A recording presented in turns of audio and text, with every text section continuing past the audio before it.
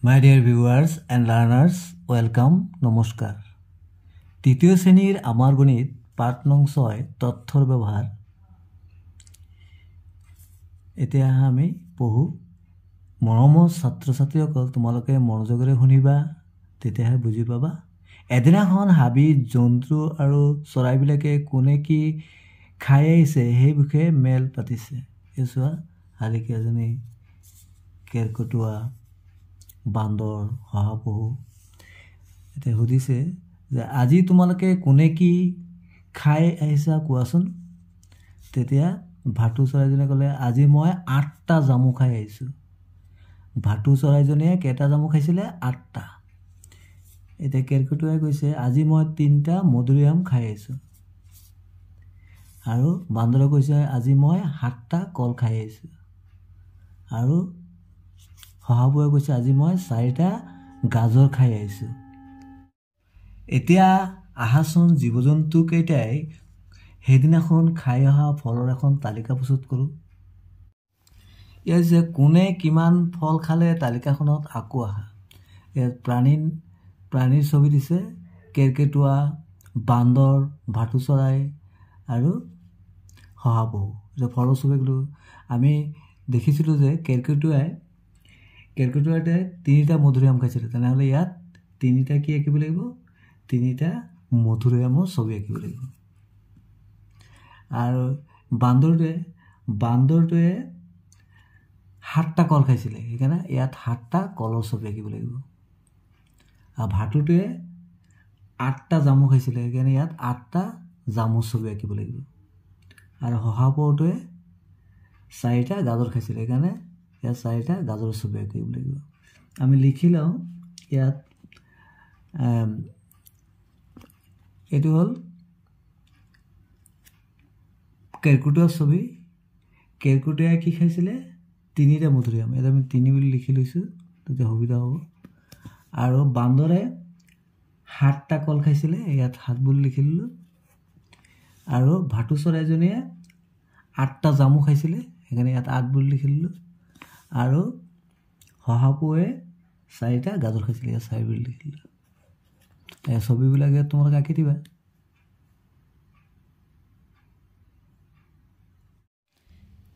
ছবি চাই কৰি চাওঁ আহা। ভাটৌটোৱে কেইটা জামু খাইছিলে? আমি পাইছিলোঁ 8টা, তেনেকৈ আমি কি লিখিম? 8 লিখিম। বান্দৰটোৱে কেইটা কল খাইছিলে? বান্দৰটোৱে খাইছিলে 7টা কল, তেতিয়া আমি 7 লিখিম। কেৰকেটুৱা আৰু বান্দৰে মুঠ কিমানটা ফল খাইছিলে? কেৰকেটুৱাটোৱে 3টা মধুৰিআম খাইছিলে, 3। আৰু বান্দৰে খাইছিলে 7টা কল। 7 আৰু 3 কিমান হ'ব? 7 + 3 10 হ'ব। আটাইতকৈ বেছি ফল কোনে খাইছিলে? ভাটৌৱে খাইছিলে 8টা।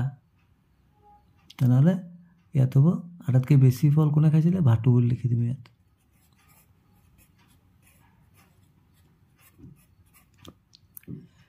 তাৰপিছত তালিকাখনত মুঠ কিমানটা ফল আছে আমি যোগ কৰিলে পাই যাম।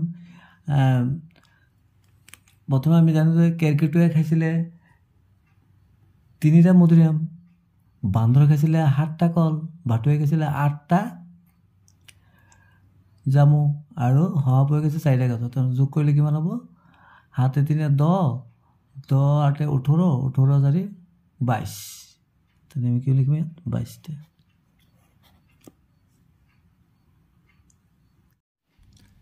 মৰমৰ ছাত্ৰ-ছাত্ৰীসকল, এতিয়া 75 পেজত দিছে, ৰংমুলিহঁতৰ কুকুৰা ফাৰ্মৰ পৰা সপ্তাহত প্ৰতিদিনে সংগ্ৰহ কৰা কণীৰ সংখ্যা এনেধৰণৰ। ইয়াত 12ৰ নাম দিছে, দেওবাৰ, সোমবাৰ, মঙলবাৰ, বুধবাৰ, বৃহস্পতিবাৰ, শুক্ৰবাৰ, শনিবাৰ। এই প্ৰতিদিনে সংগ্ৰহ কৰা কণী। দেওবাৰে কিমানটা কণী আছিলে? 1, 2, 3, 4, 5, 6। এতিয়া আমি সৰুকৈ 6 লিখি দিলোঁ। সোমবাৰে 1, 2, 3, 4, 5। ইয়াত মঙলবাৰে 1, 2, 3, 4। বুধবাৰে 1, 2, 3, 4, 5, 6, 7, 8, 9, 10। বৃহস্পতিবাৰে 1, 2, 3, 4, 5, 6। 1, 2, 3, 4, 5, 6। শুক্ৰবাৰে 1, 2, 3, 4, 5, 6, 7, 8। আৰু শনিবাৰে 1, 2, 3। এতিয়া ইয়াত দিছে তালিকাখন চাই কৰোঁ আহা কোনদিনা আটাইতকৈ কম কণী সংগ্ৰহ কৰিছে তো কম কোনটো আমি দেখিলোঁ যে আটাইতকৈ ক্ষুদ্ৰতম সংখ্যাটো 3 কম তো 3 কম হ'ব তো শনিবাৰে তেতিয়া কোনদিনাখন আটাইতকৈ কম কণী সংগ্ৰহ কৰিছে ইয়াত আমি কি লিখিম শনিবাৰ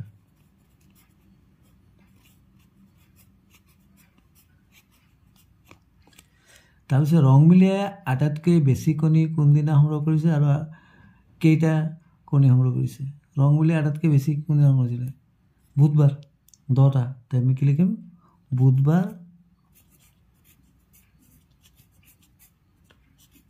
আৰু কেইটা 10টা পিছৰটো ৰংমিলিয়ে কোনকেইটা বাৰত সমান সংখ্যক কণী সংগ্ৰহ কৰিছে আমি চাব লাগিব ইয়াত দেখিছোঁ আমি দেওবাৰে 6টা কৰিছিলে আৰু বৃহস্পতিবাৰে 6টা কণী সংগ্ৰহ কৰিছে তাৰমানে কোন দুটা বাৰত সমান হৈছিলে দেওবাৰ আৰু বৃহস্পতিবাৰ আমি কি লিখিম ইয়াত দেওবাৰ আৰু বৃহস্পতিবাৰ কেইটাকৈ সংগ্ৰহ কৰিছিলে 6টাকৈ দেওবাৰ আৰু বৃহস্পতিবাৰ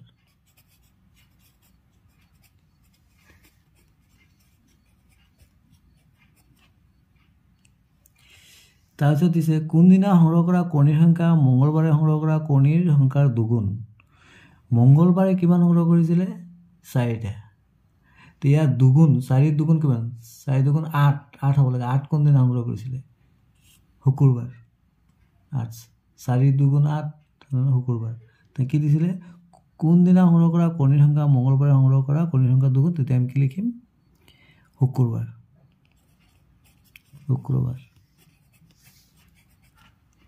তাৰপিছত 6টাতকৈ বেছি কণী সংগ্ৰহ কৰা বাৰকেইটা হ'ল 6টাতকৈ বেছি কোন কোন বাৰ সংগ্ৰহ কৰা হৈছিলে 6টাতকৈ বেছি হ'ল বুধবাৰে 10টা তাৰমানে বুধবাৰ হ'ব আৰু শুক্ৰবাৰত 8টা হৈছিলে আমি কি লিখিম বুধবাৰ আৰু শুক্ৰবাৰ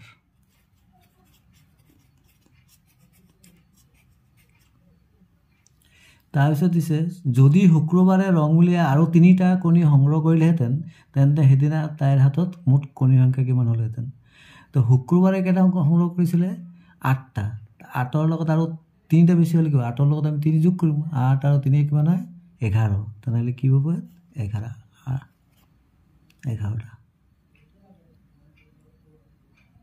মৰমৰ ছাত্ৰ ছাত্ৰীসকল এতিয়া আমি 76 পেজত থকা গণিতসমূহ চাম উদয়ন প্ৰাথমিক বিদ্যালয়ৰ 2য় শ্ৰেণীৰ শিক্ষাৰ্থীসকলৰ প্ৰিয় ফলৰ তালিকাখন চাওঁ আহা ইয়াত দিছে শিক্ষাৰ্থীৰ সংখ্যা ইয়াত দিছে প্ৰিয় ফল আম কল কমলা আপেল এইদৰে এতিয়া তোমালোকে তালিকাখন ভালদৰে চাই লোৱা এতিয়া আমি চাম প্ৰশ্নখিনি কি দিছে তালিকাখন চাই উত্তৰ দিওঁ আহা কিমানগৰাকী শিক্ষাৰ্থীৰ প্ৰিয় ফল আম কিমানগৰাকী আছে ইয়াত আমি চালোঁ গম পাইছোঁ কিমান 8 তুমি কি লিখিম ইয়াত 8 তাৰপিছত দিছে আটাইতকৈ বেছি সংখ্যক শিক্ষাৰ্থীৰ প্ৰিয় ফল কোনবিধ আটাইতকৈ বেছি সংখ্যক ছাত্ৰ কোনটো এইটো সবচে ওখ আছে 10 তাৰমানে এইটো প্ৰিয় ফলটো কি কমলা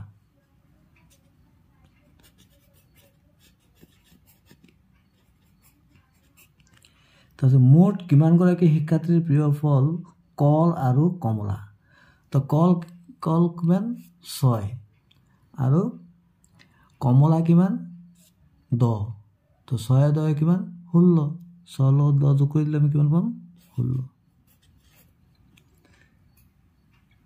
তাৰপিছত দিছে আপেল ভাল পোৱা শিক্ষাৰ্থীতকৈ কমলা ভাল পোৱা শিক্ষাৰ্থীৰ সংখ্যা কিমান বেছি আপেল কেইটা ভাল পায় আপেল হ'ল 5 আৰু কমলা হ'ল 10 তো কিমান বেছি আমি কি কৰিম 10ৰ পৰা 5 বিয়োগ কৰি দিম 10ৰ পৰা 5 গ'লে কিমান 5টা বেছি